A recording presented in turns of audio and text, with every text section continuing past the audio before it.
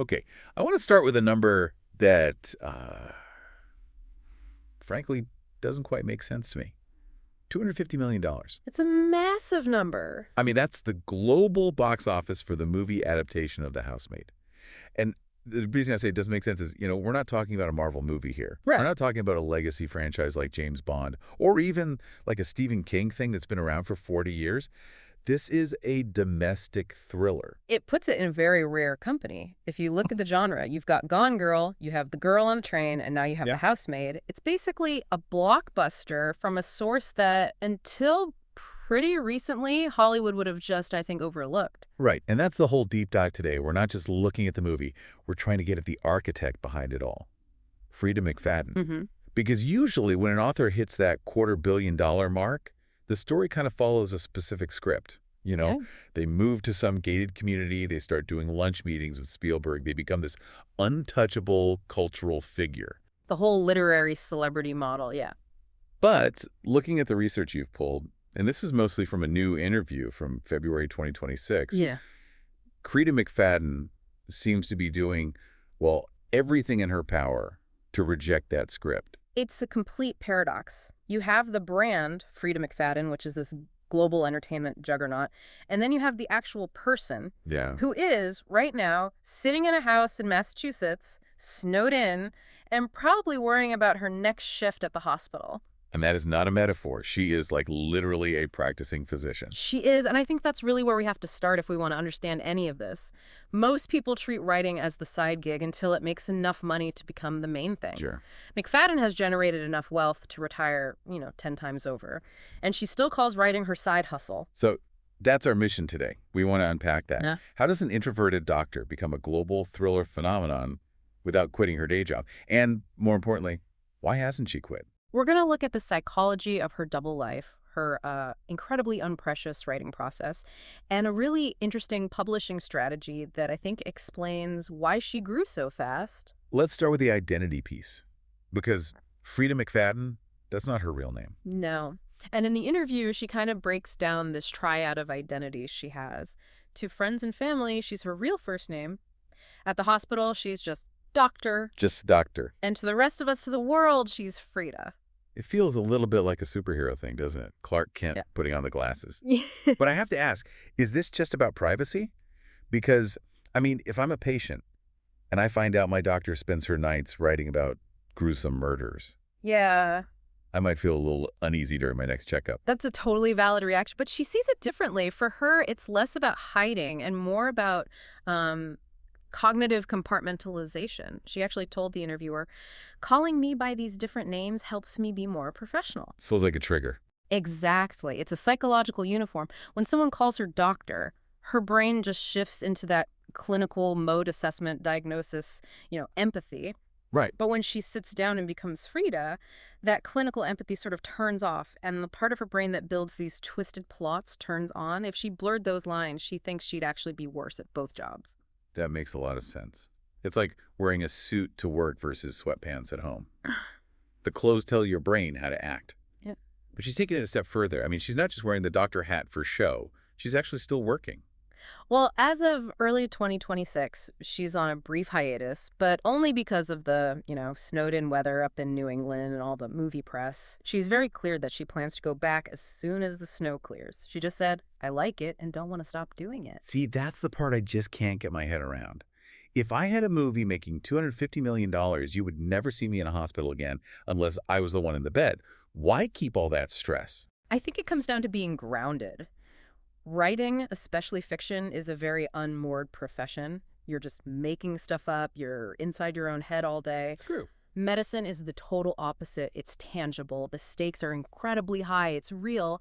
And she mentions that having that real job gives her a kind of structure that keeps her from floating away into that celebrity bubble. It also probably provides a ton of material. Her first book was The Devil Wears Scrubs back in 2013, which is, obviously drawn from her life. It gives her a huge advantage in the thriller genre. Authenticity. When you read a scene in one of her books set in a hospital, she didn't just research it on Wikipedia, she lived it. She says she has that knowledge in her back pocket. Although she did share a pretty funny story about the limits of that knowledge. Oh, right, the antibiotic incident. Yeah. she wrote a scene where a character gets a specific dose of an antibiotic. Yeah. And she didn't look it up because, she's a doctor. She knows this stuff. And then a friend of hers, a physician's assistant, reads the book and just texts her, that dose is wrong. Which I love because it shows that expertise is often narrower than we think. Just because you're a doctor doesn't mean you have every single drug interaction memorized. But it also shows her lack of ego. Yeah. She didn't get defensive. She just thought it was hilarious. That lack of ego seems to be a real recurring theme. We have to talk about her writing environment because, earlier we mentioned that literary celebrity doing lunch with Spielberg. Right. And we also have this other image of this serious writer who needs, like, a cabin in the woods, total silence, maybe a view of a lake. Freida McFadden just blows that myth completely out of the water. She writes on the couch. On the couch. In the living room. With the door open. It's wild to me. She has teenagers. I don't know if you've been around teenagers lately, but quiet is not the word I would use. No. But she prioritizes being accessible over having the perfect atmosphere.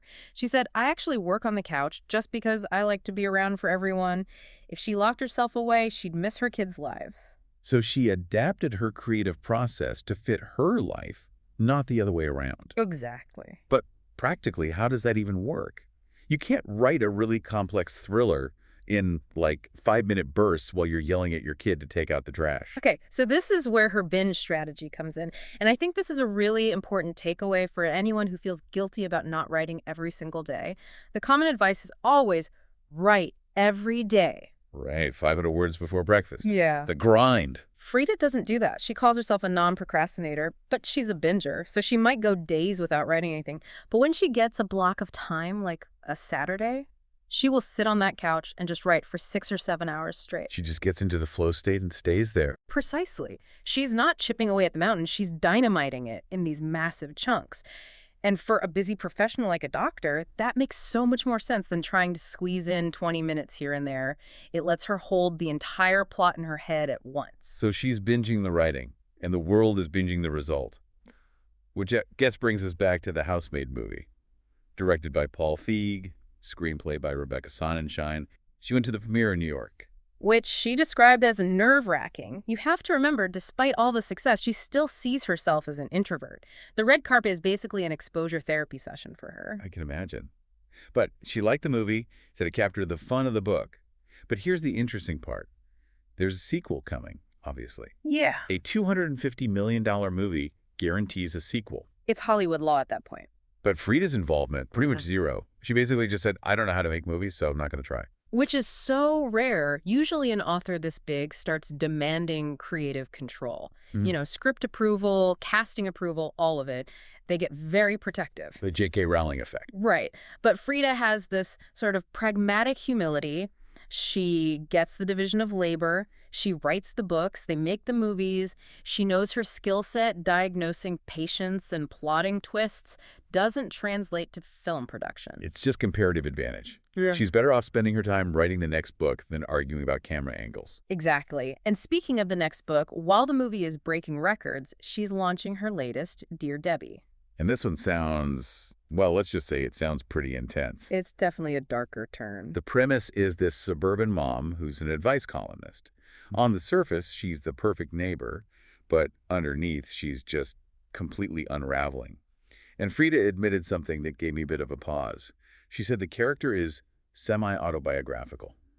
I think we can assume the semi part is doing a lot of heavy lifting there. I don't think Freida's actually murdering her neighbors. Right. But the emotion behind it, that's real. She called it an alternate universe where she just snaps. And we are seeing this theme of female rage becoming so dominant in pop culture right now. You see it in shows like Beef or Yellow Jackets. Freida is really tapping into that specific pressure cooker of being a high-achieving woman. She used this analogy about road rage that I think everyone can relate to. She said when someone cuts you off in traffic, you have this flash of just primal anger. You want justice. You want them to pay. But in real life, you can't do anything. You just sit there and grip the steering wheel. Right. Society demands you suppress it, especially if you're a doctor or a mother. You have to be the quote-unquote adult. You have to de-escalate. But in fiction? In fiction, the rules don't apply. You can cut that person off. You can get revenge. Freida calls it cathartic. Dear Debbie lets her and the reader visit that world where the polite veneer finally cracks, but without any actual consequences. It's safer to read about the explosion than to be the explosion. That's the whole point of the thriller genre, really. It's a pressure valve. Speaking of the genre, Freida is obviously a titan of it now, but she credits Gillian Flynn's Gone Girl with really opening the door for this kind of story. She does. She acknowledges Daphne du Maurier's Rebecca as kind of the OG domestic thriller, but she points to Gone Girl as the moment the genre became modern pop culture. That shifted the focus from just whodunit to who are these people I'm living with. But here's a twist I didn't see coming. Freida McFadden, the woman who spends her life building these dark, twisted plots, isn't reading thrillers right now. She's totally burned out on them. She's reading historical fiction and listening to cozy mysteries like Vera Wong's Unsolicited Advice for Murderers. It makes perfect sense when you think about it. If you're a chef, you don't go home and cook a 5-course meal for yourself. You eat a bowl of cereal. It's a palate cleanser. Totally. If she spent all her downtime reading dark domestic thrillers, her brain would never get a break from that specific kind of problem solving. By switching to historical fiction, she's using a different part of her imagination. It keeps the thriller muscle fresh for when she actually needs it. So we've covered the doctor persona, the binge writing, the movie success. But I want to circle back to something we touched on at the start. Her publishing strategy. Because Freida didn't start with a big New York publishing deal. She started on Amazon KDP. And this is where her just do it philosophy gets really, really interesting. It's not just some motivational slogan for her. It's a whole business model. She gave this piece of advice that sounds almost dangerous. She said, stop worrying if it's perfect. To a perfectionist, that sounds like heresy. But she backs it up with a revelation that I think is the biggest nugget in this whole deep dive. She admits that some of her early books didn't work. And most authors would just bury those books or, pretend they don't exist. Free to fix them. After they were already published. Yes, she literally went back, re-edited them, fixed plot holes, and then just updated the files on Amazon. Okay, let's just pause on that. Is that allowed? It feels a little like George Lucas going back and adding CGI to the original Star Wars.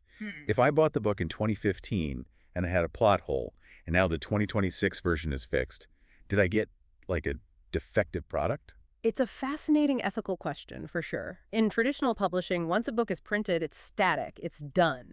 A mistake lives forever, or at least until a second edition years down the line. But digital publishing treats books more like software. Living software. Exactly. Think of it like a video game. You release the game, players find bugs, and then the developers release a patch to fix it. Freida treats her books like software version 1.0, then 1.1, then 1.2. So her argument is basically, I never would have known what to fix if I hadn't published it in the first place. That is the key. If she had waited until the books were perfect to publish them, she probably never would have published them at all. Or she would have spent 10 years on one book instead of building a backlist of 20 books. She chose momentum over perfection. It's the Silicon Valley approach applied to literature. Move fast and break things. Or in her case, move fast and fix things later. And clearly the market doesn't seem to mind. I think readers would rather have a prolific author who improves over time than an author who releases one perfect book every decade. It also explains how she built such a massive audience so quickly. The algorithm loves frequency. By publishing, getting data, fixing, and publishing again, she was feeding the machine in a way that traditional authors just can't. She leveraged that digital ecosystem perfectly, and that brings us back to her just do it advice. It's not about being reckless. It's about realizing that in the modern world, publish doesn't mean final, it just means available. I love that distinction. So pulling this all together, we have a doctor who writes on her couch, ignores the mess, publishes before she's ready, and then fixes it later. And the result of all that is a $250 million movie. And a life that she actually seems to enjoy living. That's the part we shouldn't overlook. She hasn't blown up her entire life to chase fame. She has integrated the fame into the life she already had. She didn't buy the mansion in L.A. She stayed in the snow in Massachusetts. Because that's where her reality is. And keeping a foot in reality is probably the healthiest thing a writer can do. So what does this mean for you? Listening to this, I mean, maybe you're not writing a thriller. Maybe you're not a doctor. I think the lesson is about personas and integration. We often feel like we have to be just one thing. I'm an accountant. I'm a parent. Freida proves you can be multiple things at once, as long as you have clear boundaries, or uniforms, as we said, for each role. That idea of the uniform Freida versus doctor, it really is a tool that I think anyone can use. Absolutely. Maybe you need a negotiator persona for when you have to deal with a difficult client. Maybe you need a deep work persona for when you just need to focus. Giving it a name or even a little ritual can help you switch gears just like she does. And maybe, just maybe, you need to lower the bar for perfection a little bit and just hit publish on whatever project you're holding back. You can always release a patch later. Version 1.0 is infinitely better than version 0.6. I think that's the perfect place to leave it. Version 1.0 is better than nothing. Thanks for diving deep with us into the double life of Freida McFadden. See you next time.